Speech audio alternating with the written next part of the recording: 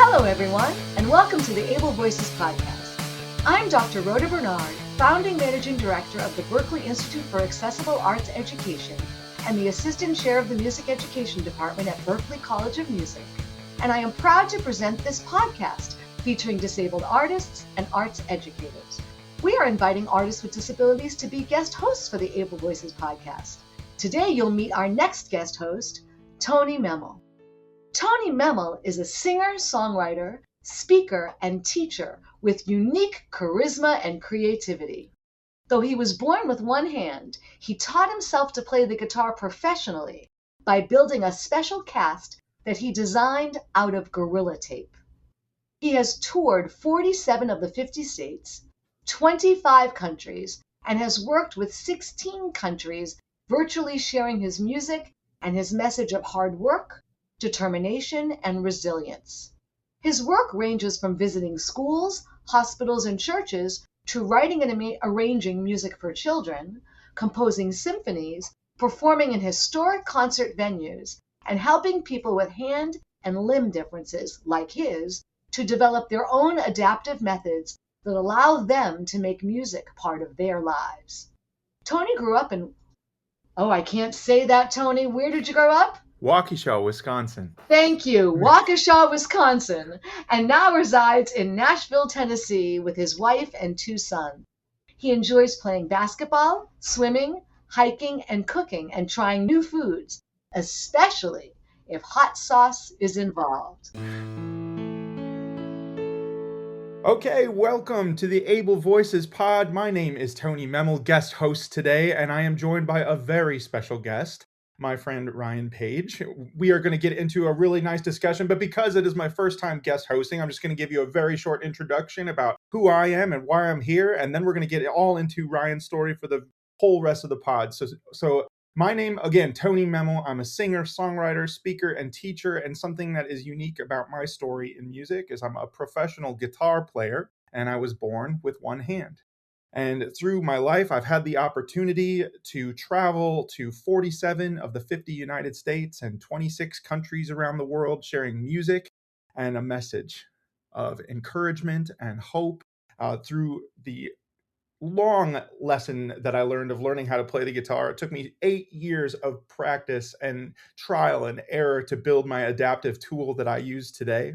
So through that story, I love to get out on the road and share that with people and get people thinking in creative ways about what they can do in their lives, things that are possible. What can you do? What my tool is built out of this special adaptive tape called guerrilla tape. So what do you have in your house that you can get started with today? That's kind of my main message and mission. And it's really cool today to have this chance to sit down with Rion Page, who has her own story in adaptive music.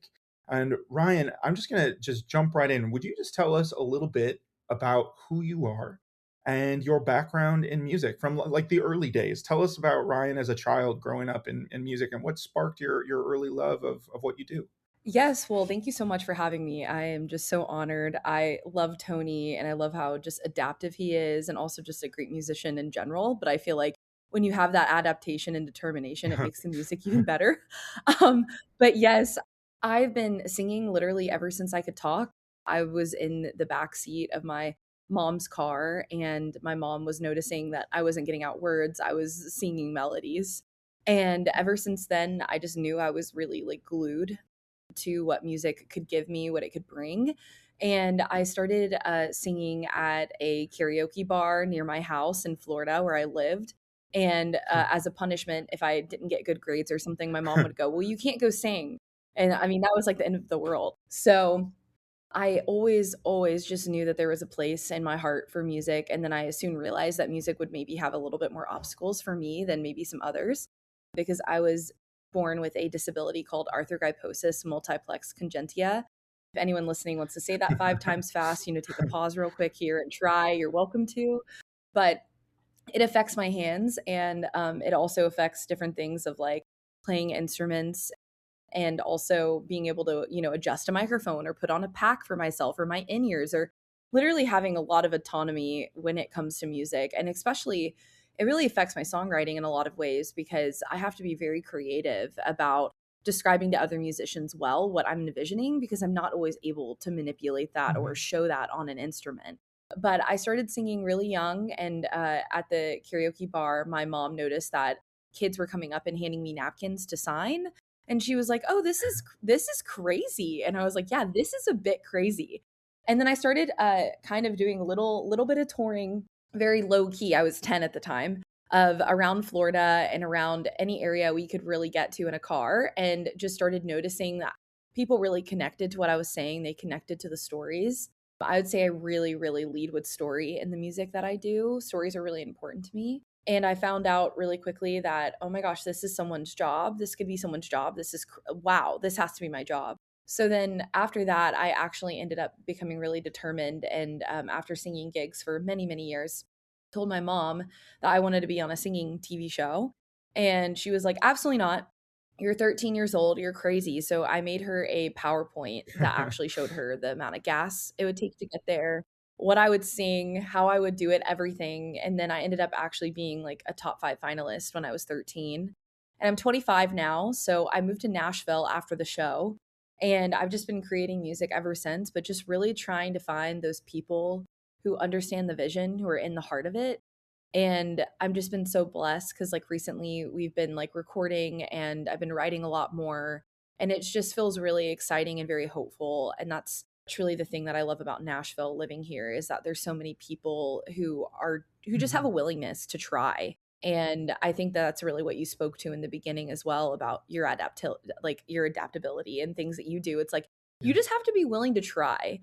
That's with music and also with a disability, because I can't tell you what I can or can't do unless I Yeah. fail or unless I do it right. So that's a bit of my Yeah. story with music. And I've been so blessed to just be in the community. Like I love it so much. Well, thank you so much for digging into that like full backstory. So like because we're not going to be able to see each other speaking today, can you just describe, because I think this audience is going to think this is kind of an important element to know more about. Can you describe the Yeah. nature of your difference or disability, and like what it kind of Yeah. looks like? Yeah. And you mentioned some things like, adjusting a pack or a microphone that might have been challenges. A lot of Yeah. people who listen to this pod, either they themselves have differences or disabilities, or maybe are trying to help somebody to learn music adaptively. So what are some things you can speak to, So first of cool. all, like what does it look like, and what were some of those challenges like? And maybe also what kind of help did you receive, or what might have been what you might have appreciated receiving in those situations that maybe you didn't receive? Yeah, that's a really good question. I really think that, well, first, my disability, it affects my hands. So my hands curve at my joints and my wrists. So I really don't have a lot of fine motor skills. That's really where I really struggle. Like buttons Mhm. literally are like an impossibility for me. I like can't fathom that people normally use buttons all the time and zippers. I'm like, this is awful. Like, can we find a different way? I've literally tried every adaptive pant that you can imagine or clothing that you have imagined in the world. And a lot of them will literally just I mean, it sounds so silly, but like bust open because they're Velcro. And I'm like, no one wants that when they're walking. Like, that's horrible. Um, but I kind of have been known with my friends as like Ryan will find a way to do it. And I will say that my biggest thing with my disability that I wish I had help with in music is I actually was in a program in college where I got to learn to play a little bit of piano. And it was very interesting because in that situation, I didn't know that I even had the ability to form a chord. And I was obviously really behind my classmates due to my disability, and I was really discouraged. And music theory also felt impossible because I couldn't do inversions. I couldn't do these fancy things that people were learning theory that way. They could feel it, and I couldn't feel it. So I had a really great theory teacher who actually like described passing tones to me by like making like pictures of houses and like how they worked, because I just knew that it wasn't just my brain working differently. It was the fact that I felt disadvantaged because I couldn't feel the music. That's really where I really struggled. And I was like, this is what I love. I don't want to be completely defeated by this. But I always knew that I was meant to be a singer.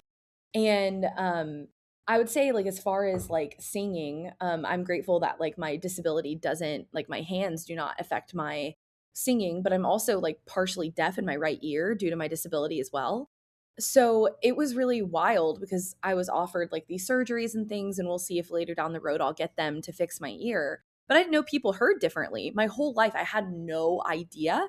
And I just always knew, like, wild enough, God gave me the gift that I could sing on Yeah. pitch. I don't know how, but I have just always been someone that's been like, okay, we're going to figure it out. But truthfully, I was scared if I did fix my ear that I wouldn't be able to hear like I do now. But as far as like help I wish I could receive, I mean, that theory teacher had a really great impact on me because I had to learn differently. And I couldn't quite grasp that like, I couldn't feel it. I think it was devastating, to be honest. I was like, "Wow, what do I do?" And then I started understanding, I started connecting the dots. But as far as help, I mean, I always find when I'm, on a team or I'm maybe with a band that I don't know or something like that, there's always someone that's willing to clip my Mhm. pack somewhere it needs to go. In-ears are, like, impossible. That's, like, wildly crazy. I have done it before, and it's funny you mentioned Gorilla Tape in the beginning because one time they didn't have masking tape for my head mic, which is like, if anyone listening, is Oh, like an yeah. avid Garth Brooks person, we were always like, he's like the founder of the head mic. And backstage, I have long curly hair. And they're like, we only have Gorilla Tape. And it was like in a dire moment. And they're Ooh. taping this thing to me in Gorilla Tape. And I was like, I'm about to lose all of my hair right now. But the show did go Did you have to, on. like, do, So like, anything yeah, special to get it out yeah. after all that? That's sticky. Yeah, I mean, like, I don't know, I think it was, like, olive oil or peanut butter, or, like, the classic Yes. stuff that people use to whenever their Yes. kids stick gum in their hair Yeah, and they, right? pray for the best. So, yeah, I've been put in some crazy situations for sure, just because I need that help, and, like, for me having that tape, I can't say no, I have to, so if that's what there's back there and we gotta Yeah, go in 10 right. minutes, it's over. Now, you So, mentioned that you yeah. have, kind of a hearing difference. Do you know how much hearing you have that you can still hear in your ear, or is it, like, fully deaf, Yeah. or what is your Almost fully, like, if someone's talking really loud next to my ear, I can hear it, but I have a really hard time, like, deciphering sounds, like, in a room where people are talking to me, multiple, like, if you're in a coffee shop or a lot of people, like, can't, can keep up with a conversation in front of them. For me, I have to really, like, dial into that person because the background noise, there's something with, like, the decimals where it messes with how I'm able to hear the Yeah, yeah. person that's, like, right in front You of me. mentioned something else in your Mhm. the beginning of what you said before about, people coming up to Yeah. you and wanting, your autograph on napkins, and, that you were just had this, a little bit of a magnetism that was coming to you, from the songs you were singing, and your, the spirit that you carried through your life. One thing that when I first saw you, I first met you, I think it was at hand camp in Florida, and you Yes. sang a song. And when I say hand camp, so we were together as guests at a camp for kids who have hands and arms like we have, and we had this opportunity to kind of mentor, another generation of people coming up who want to pursue their own gifts and talents and abilities. And one thing that I really noticed about you is how much people were so excited to hear you and to be around you, and it just seemed like you had this neat community of people who loved and cared about you and your journey, and that's something that I really witnessed firsthand. And what does it feel like to you, having had the success that you had on X Factor, and being a top 5 finalist there, and social media success, and having like the presence that you have? What is your calling, your vision for like how you can encourage the next Ryan Page who's wondering about singing? Like, what kind of intentional things do you do with your life to help those up and coming singers, or those up and coming artists who are thinking about it for themselves, but not sure where to begin? Maybe they're not sure how they're going to play a piano either, or like they're not Mhm. understanding exactly how music flows. Like, where would you encourage people to start? And do you have any, like, even anecdotes or stories about times that you've encountered people on the road, or at home, who found that encouragement through what you're sharing? Yes. Oh my gosh, thank you so much. That means the world to me because that's always what I hope people take away is that they Yeah. feel like invited into the story. And I know I said in the beginning, like, I love a story and I'm a deep person that really I My husband jokes that I like barely have like a surface level conversation. He's like, "We don't talk about the weather." I'm like, "Yeah, there's not enough time." But it's just because I really think that having a disability is something that is I always joke that I was dragged against my will into this loving Mhm, community. And I think especially with music, I always say to people, well, first I'll say I am very active in the disability community where I live, in Nashville. So I actually lead an advocacy group for people with disabilities who have a varying different needs, intellectual developmental disabilities. And a lot of them, maybe some of them have lived in group homes their entire life, or they have never had someone tell them that they could do something. And I was in a class one time just sharing about literally hope, just literally hope. And I think that that is what I bring into my music. But the hope that I was sharing is that you can do whatever you can set your mind to. And I think that that's super connected to my musical journey. But you can set your mind to something and you can do it with a disability. It's going to be difficult. I do not mhm, sugarcoat that at all. It's going to be hard because no one has mhm, done it before in your body. No one has done it before with your set of circumstances. No one has done it before where you are standing right now, but there is so much hope in knowing that like you're exactly where you're meant to be and that there's power in that. So I was sharing to this class about just having hope for themselves, general hope. And the student said, "Oh my gosh, I want to work in the medical profession and I was told I couldn't." And I was like, "What in the world?" Because last time I was talking to anyone, there are lots of jobs in that, maybe don't have to mhm, do with literally saving lives. There are door holders, there are people who greet people, there are people who, run coffee places or do whatever. And it sounds silly to bring that up, talking about music, but I think the point is that there are so many people just with a mhm, lack of hope to even try. And I was like, wait, I know nothing about the medical profession. I can talk hours about music, but I knew that if we don't start with people who are just doing these things, normal things, right? Like working, then we're not going to ever have people who are chasing things mhm, that where there's a lot of eyes on them. I think music provides a space where there's a lot of eyes on you. And then there's these quiet pockets of people going into society where they're not mhm, told that they can do the next thing. And of course, you're not going to want to get on stage after that or pursue something where, people might interview you or talk about you or whatever, because it can be scary. And I'm not saying that every single person has to be a mhm, musician in order to make an impact, but I think I'm just saying that there's so much purpose wherever you are, whatever job you have. But if you're not willing to, like, people aren't even willing to open the door there, it's like they're really not going to open the door in an area where mhm, you're like seen all of the time, mhm, because that seems really scary. And I think when I'm really intact with the disability community, I kind of see the needs that are there and I share about them on social media because I know that there are a lot of things that I wish happened that would help me get further with my disability because genuinely making music with me is going to take longer because I can't play whatever to reiterate like to tell you mhm, what I want in a recording. But we're going to work together and when I hear it I'll hear it and I know it and you have to like trust me. But I think telling someone in that classroom that like they can't be a medical professional or they can't be a firefighter or they can't whatever, it's sad because that's going to also translate to if people try to pick up an instrument, if people try to pursue their dream job, if people try to make an impact in the world. And I really think people with disabilities have the greatest impact because we live and operate in a world mhm, that no one else does. And that's because I always say that the difference between disability and like maybe other people groups, although they're still important and they matter, is that like I have to have someone help me get dressed to get out of the door to be seen. Not a mhm, lot of the other groups do. So it's like it's harder because like there might be discrimination or there might be like people having side eye or whatever, or posting a mean mhm, TikTok about you. Like I don't know. But I have to literally fight to be seen to even have the opportunity to do those things. So I think if you don't have that hope speaking into you, then mhm, you're not even going to try. And I hope that that's what I'm able to convey in the rooms that I'm in is that I want them to mhm. feel a part of the story because we all have Yeah. something in us that's different. We all have something in us that we maybe not don't want to talk about. We are scared. And there's also like the tricky thing of like I disclose my disability wherever I go. Obviously on a podcast that's a bit different. But when you look at me, I am physically disabled. I don't have a choice to decide if Mhm. I'm going to tell you or not.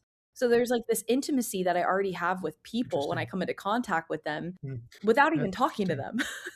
So yeah, that's just a bit of my take. I don't know if I've ever heard it described that way, like an intimacy that you already have just because they already know something about your story just from seeing you when you, walk in a space. Yeah, That's really insightful. Thanks for sharing that.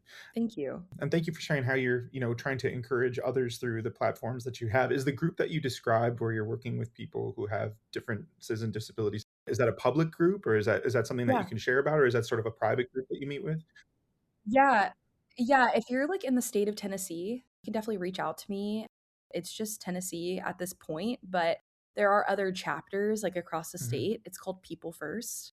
I mean, across the country, I apologize. So, there are really great groups that they have. They actually, in the state of Tennessee, like, helped in Mhm. institutionalization Wow. here for people with disabilities. So, it's a Yeah. really beautiful movement, and I feel like if I wasn't connected to that as a songwriter and as an artist, I fight really hard to be a part of those spaces, even though, time is short and life is crazy. Because if I don't know the need, then I feel like my songs aren't as good or I'm not as connected to like what people need. And I think genuinely it just shows Mhm. humanity beyond disability. Like my songs aren't all about disability, but I get to see so much Mhm. humanity in those groups and be with them in their pain and then watch their wins, and that's, like, what I'm so for, and that's Mhm. what I'm so for in music, for sure. I actually I've had met children who have my specific disability who, I've invited up on stage with me and been like, "Okay, sing," and just, like, their eyes light up, everything lights up, and it's like, I'm not telling them, "You have to do this on this scale or you have to be this person," make it your own, but Mhm. there is, like, space for you, and I think that they're just, like, their parents, because it's so hard to know if, like, their child's gonna go to school or, like, have a normal life, which who wants a I normal do. life? But you know what I'm saying. That they can't even think beyond that. They can't think that their child would work in healthcare or would, like, be a musician or would do these jobs because they're so looking right in front of them that I'm like, Yeah, "Okay, let's right. look in the future together because there's so much hope." That's amazing. Yeah, that's amazing that you can do that for, younger children and especially also for their parents who are trying to shepherd them, guide them into grow Yes. them into the adults that they'll be someday and having some sort of idea of what their lives could look like that isn't some sort of grim prognosis of the future. It's like this girl's up there singing her heart out. Look what you Yeah. can do. Look what is possible. And you have this voice and this Yeah. opportunity beyond the notes and the music itself to actually like shed that light into people's lives as they're growing. Thank And you. I appreciate that about you and what you're doing. Thank you. You mentioned before that the ways that you're speaking into other people's lives who have differences and disabilities, and you mentioned the professor who kind of guided you through like the music theory learning. Did you have experiences as well from people who maybe didn't? You said your family was very supportive also of your music, but people who maybe did not support what you did or like obstacles along the way. Of course you did, but would you share maybe like what you went through and then how you went through it to Yeah. continue to like not let that be the thing that stopped you Yeah. and to this day making Yes. music. I'm sure I know, speaking from my own experience, I've heard those things through my life as well. So would you share that with our audience today? Oh, middle school. Yeah, of course. So I'll take you guys back to middle school first, and I'll go to present day, but Here we go. yes. It's always middle school. We all love middle school. So I went to Yes, yes. So I went to an art school, where you had to be accepted. It was kinda like a, I guess, like, lottery system. They have those a lot of places, and I was accepted, obviously into voice, and I was really blessed to do that. But, these art schools are very, like, choir. Like, we are in choir, we are singing in quartets, like, we are putting on, I mean, we did a production of Sweeney Todd, and I'm in middle school. This is a little grim that we all chose Sweeney Todd, but we're here and this is what we're doing. But I had a teacher who was one of my choir teachers, and she was just like, "You are not like, you're not meant to sing," which was, I was, very young. Like, you're not blending well, you're off pitch, this is it and everything. And, keep in mind, I've never really sang in a choir before. This was nothing I've ever done. And at this point, I did not know I was deaf in one ear. So I was just like, wow, this is crazy because my whole life, I've been singing at this karaoke bar, sounds so funny, but true. And everyone has told me that I have a gift and like this is going to go somewhere. And I believed it with every single ounce of me that I Mhm. was meant to do exactly what I was going to be doing. And I love seeing that in people with disabilities and people in general. But whenever they have like conviction, I'm like, yeah, no, you're going to have to go fight for that accommodation. You're going to have to go figure it out. But you have Mhm. fight and they're not going to say no to you. My mom always said that people would not say no to me when I was in like an Right. IEP meeting, which is like a plan you have in school if you have a disability. She's like, "They couldn't tell you no." I was like, "I'm getting my equal Mhm. education. This is crazy." But I felt like whenever I heard that from that teacher, I was like second guessing everything, right? Because at that point, that school was everything. I got into it. It was a big deal that I was in the school. I was getting bused to downtown. Like my parents made a lot of sacrifices for me to go there. Like, getting up at 5 a.m. and like me getting home late, like all these things. And I was just like, I thought this was what I was supposed to do. But I just learned really quickly that I was meant to like lead people. Like I wasn't a choir singer and there's nothing wrong with being a choir singer. Like I think, oh my Mhm. gosh, I mean, I love to go listen to that. I think it's gorgeous. But I just learned really quickly like that's not who Mhm. God made me and that's okay. And that's not where my gifting is. And the good thing about music is it's really broad. So you could pick little Mhm. areas and you can soar. And I just remember feeling completely defeated. And, we're sight singing, we're doing all these things. I can't point with my finger in order to trace the paper. I mean, this is like literally a whole bunch of crap. I'm struggling. And I just remember like coming home and crying, like telling my mom, like, I don't know if I'm supposed to do this. I don't know. And she's like, I think this is just a moment in your life.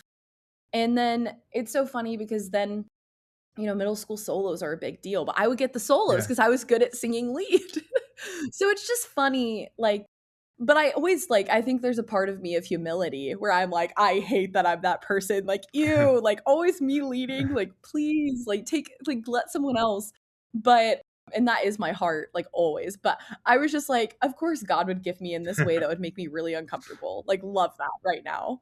But I would say present day. So I live in Nashville, Tennessee, and Nashville is really wonderful and really hard. So there are a lot of people who be like, okay, pay me, this amount of money and like we'll work through the song and like hopefully it's what you like. And as somebody who cannot really play well to describe what I am thinking out Mhm. loud, I'm petrified. I've just, rolling over here, in musician life, like paying this money to produce this song or whatever. And there's been so many times where I've been like, I'm not gonna do it because like I'm bearing my soul to this person. And like if they don't see that that's important, then I'm not going. It wasn't just the money, obviously. That's like a part of it. You're like, this is a lot of money, and Yeah. I hope I like what I'm getting.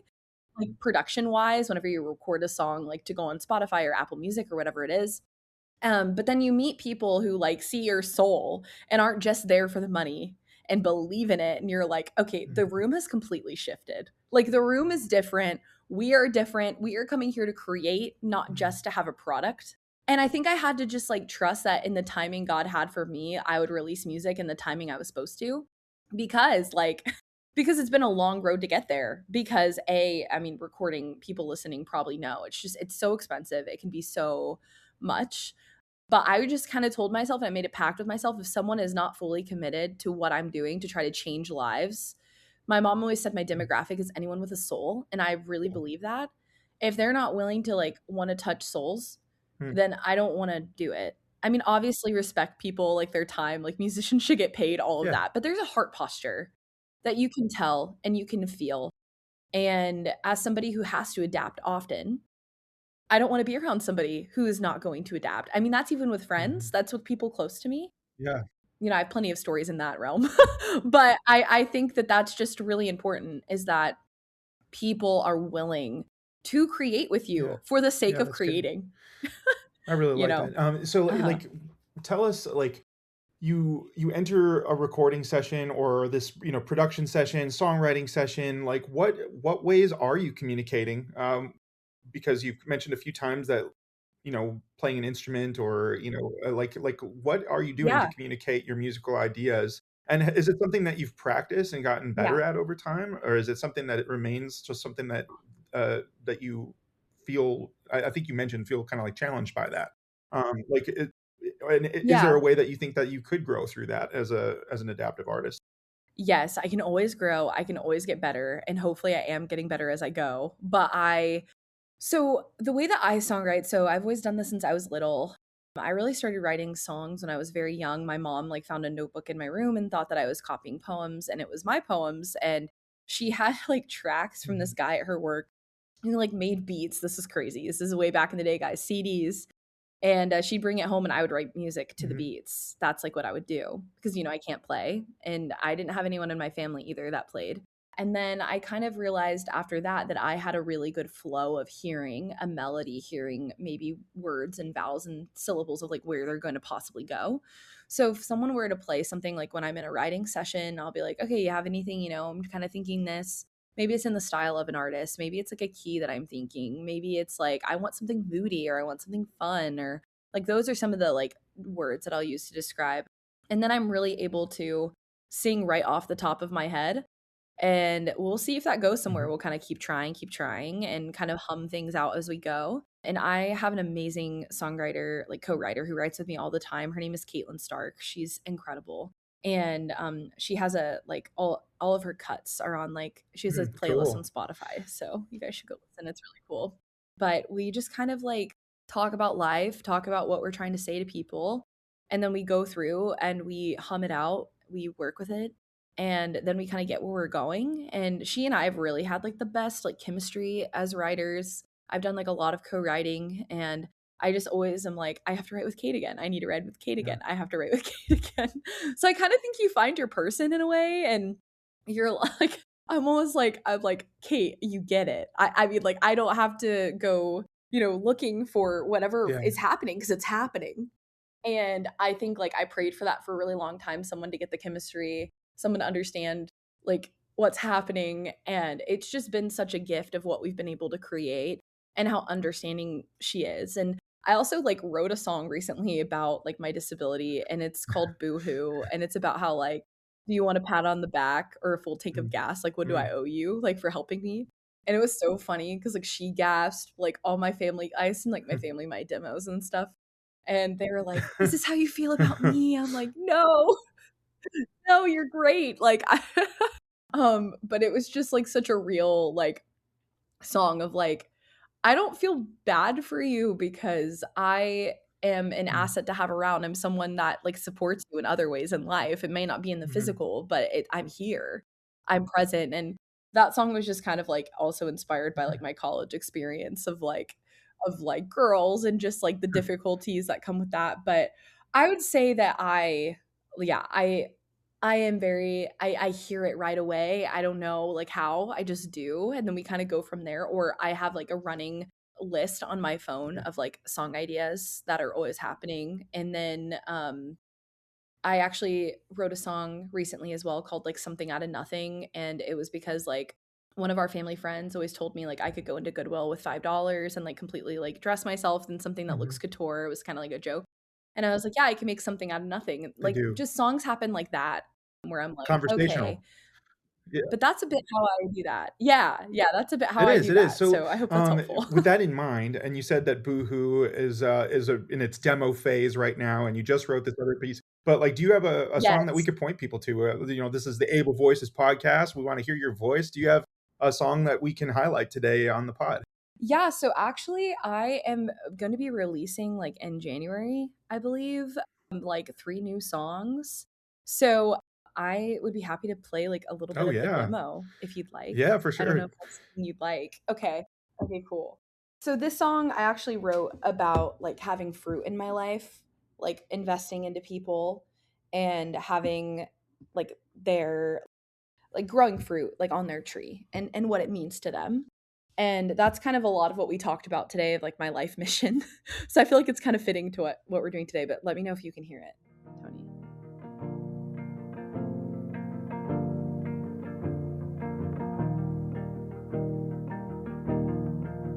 When they say you're too much, they'll cut you down.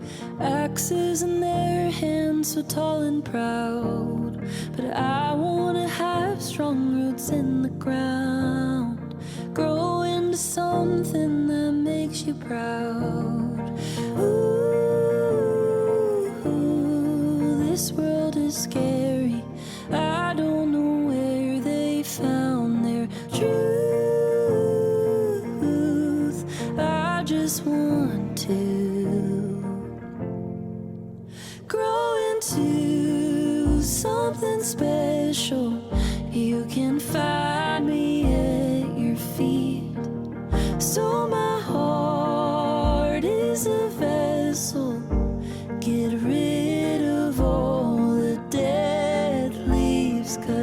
I don't wanna look like them in the mirror. I just wanna wake up and see you clear. If there's one thing I want at the end of it all, I want them to know I bore fruit. That's Yeah. really pretty. That's fruit. Yeah, it kind of has like a little bit of a Billy Joel feel right Yeah. now. But we actually like tracked it on like a rubber bridge like guitar, and it has like a totally different feel than the Oh, demo, really? and it's really cool. Like a lot of my references for that, like I love Holly Mhm. Humberstone. I don't know if you know who that is, but I love Mhm. her, and I was like, oh my gosh, like because she has a lot of really cool guitars like on her stuff, and I was like, can we do a rubber bridge? So I'm really Ooh, I've got excited. some homework to do. Okay, I've got some listening to do. Yes, yes. Nice. Okay, nice. Well, I thought, yeah, that definitely had that kind of like Vienna waits for you, Billy Joel piano, like, but Yes. the Yeah, vocal is so forward and like intimate in its production style. It sounds like thank you're, you. like you're just singing to somebody in a, in a room, to a friend or something. Like I Yeah, really thought that was beautiful and beautiful singing. thank Yeah. you. And who plays piano on that one? My husband Oh, actually nice. did. Cool. Yeah, yeah, so he, can play piano. We actually met in a singing competition against each other, which is really That's funny. fun. Nice. And how long have y'all been Yeah, married now? almost 3 3 years. years. Wow. Yeah, That's yeah, wonderful. yeah, I know. Yeah, but, I did beat him, Okay. so in the So you'll competition you'll I be able to say won. that Yeah. your for the rest of your life, right? I'll never Never ever say to anyone like, "Oh, I won that," but, like, yeah, that's my never let one them my forget one it. clout moment. Yeah. So I had a question that came up while I was listening to your music, Yeah. and that is and kind of also contemplating what you described as your writing process.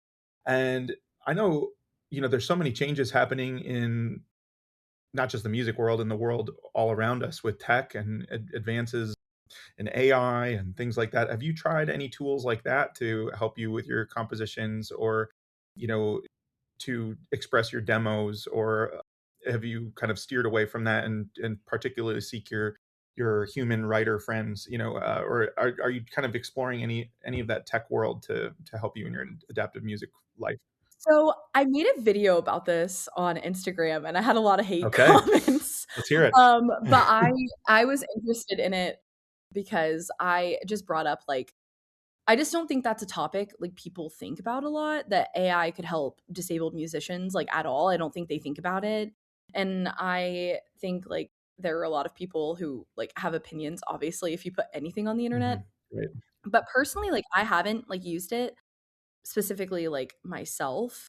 I did have a co-write one time where we, like, finished the song, and then he was gonna sing the second verse, but then like, he wasn't able to, like, in the key that it was in, which I get it, and then I already left, so there's no, like, Mhm. adjusting that for the demo, and then he, like, sent back a Suno Mhm. whatever, and I was like, "This is It's crazy. crazy and scary and awesome," like, all of it. I'm not, like, against AI, like, personally as a person, I always say to people, I don't have the luxury to maybe, like, care about some things that people have the choice of choosing, like, different things, like, I drive a Tesla. That's, like, very controversial, but it really helps me because the accessibility Mhm. features. But, like, I always say disabled people, like, don't have the luxury to, like, maybe, like, choose everything that they want, like, from the person they want or from a company they want or whatever because, I'm not a billionaire that can, like, build my own Mhm. car or, like, call someone one over Yeah. and whatever. So I think some of that is healthy because it gives you independence, but I haven't personally used it fully myself. I mean, I brought up actually on Instagram, I was like, I think if it was just for tracks or something, as someone who can't play, like I would be like that makes sense, and then maybe taking that and going to an actual musician after and being like, what do you think about this, and maybe like collaborating from that point, so that way there's just like a Yeah. base, which also helps, sessions go easier too when you have something already kind of like in its form a Yeah. little. Um, but I definitely think it's like a little scary that but then also people who are like composers, it's like they could use that as a reference vocal, but like as far as like releasing music, like that's Mhm. crazy. I have you heard about the Christian artist that went one like I number have, 1 who's yeah, like and AI? they're starting to come up in other genres too, and I was wondering what you thought about that as well. Like, does that Oh, that's yeah. crazy. I mean, I was So my husband works in Mhm. royalties, like songwriting, like royalties and stuff. And he was like, I'm like, Josh, who gets the royalties? Like, how does this work? He's like, whoever puts the Yeah. chat into AI. I'm like, what? Like, you're telling me right now, like, this is someone's business because they typed like a couple words into ChatGPT? Like, that's really scary. Yeah, it's wild. Yeah. I think that's a really important distinction too in the process of like we have always only been able to copyright, your your lyric and your melody. And so like being able to go in and kind of create some sort of demo that you can use as a reference to go re-record then with human musicians seems like a different use than actually releasing music as an AI, being Yeah. and then Yeah. releasing That's it my and taking opinion. money I'm from it, like, like that. Yeah. yeah, I'm like, use what you got. Like in my life, I use what I got. Like Yeah. I use my iPhone. I use like it sounds so silly, but my life is so automated. Like I have a 2-in-1 washer and dryer, which sounds Mhm. so silly to bring up, but it's like some people could be like, oh, that could break. Why didn't you get one that has, less like stuff going on? I'm like, because I need that. Like Mhm. if it breaks, then I have to get another one. Mhm. Like I don't get the choice of like an appliance. I don't get the choice of like using AI. I don't get the choice of a lot of stuff just because I have a disability and those are my supports. Hmm. So Yeah, it's really interesting to think about. that is really interesting. I would love to know where can people find more about you if they want to learn about your history, your what you're up Yeah. to now, like Yeah. your songwriting, your speaking, like where can you direct people to so they can know all about Rion Page? Yes. So I am on Instagram as OH Rion Page, RionPaige. My mom named me after Orion. So that's kind of the spin there. Cool. And then I'm also just on Facebook as Rion Page. And I'm also on TikTok as well as Rion Page Music. Someone stole my handle, Orion Page. Aw. I was so sad. So if the Orion Page TikTok is out there and would like to give it back, I would be forever Yeah. indebted to you. It is the Wild West on there, isn't it? They've like Yes, it really is. I'm like, should I change my Instagram? But it's been like that forever anyway. And then also like for bookings, so we travel like all across the country and stuff. The email is booking@visionartistagency.com. awesome. So yeah, it's Well, been really fun. Yeah, we were just in Colorado and California and all these places. So it's a blast. yeah, what do you got coming up next? Do you have a big Christmas season here with your music, and or are you looking Yeah. into 2026 for your upcoming Yeah. project? Yeah, so right now we're really like in the weeds of recording. So we're kind of spending the next half of like next year really getting all of that stuff dialed in and hopefully we'll have it released soon, but I think we're going to do a couple like singles and then kind of like lead into like a bigger project. So I'm really excited and I've been writing those songs as well with Kate Stark, who I mentioned, who I like absolutely love, and then we have an amazing producer working on it as well. So I'm really stoked. We really have a great team that I've like waited for forever. Yeah. Like I feel like I'm in my element and I just feel so blessed. So I mean that's an encouragement to anyone out there is like if something feels off to you in your spirit and you're like, okay, I don't know and all these things, like you deserve to be heard. Like you are the artist. Like you deserve, or if you're the player supporting the artist, like you deserve to be heard and you deserve to have that helping hand to help you get where you need to go. Like there's no shame in that. And I think me waiting on that, like the music industry may not understand. They're like, oh, you haven't released music in a while or whatever. It's like, yes, but when you know it's right and you know it's the right thing. And I think that's really like where I am right now. And there's so much peace around that. So it's definitely an encouragement to everyone out there. That's awesome. And that's a great way to Yeah. wrap today. I really appreciate you taking some time to Thank sit down with you. me today on the Able Voices pod. It's been great to hear your story and to connect through this medium. And I'm wishing you all the very best in the rest of this year and into Thank 2026. I can't you. wait Yes. to hear the rest of your music and Thank follow you on you. social You media. Thank you too. for sharing your story. Thank you so much. You too. Thank you. Have a wonderful day.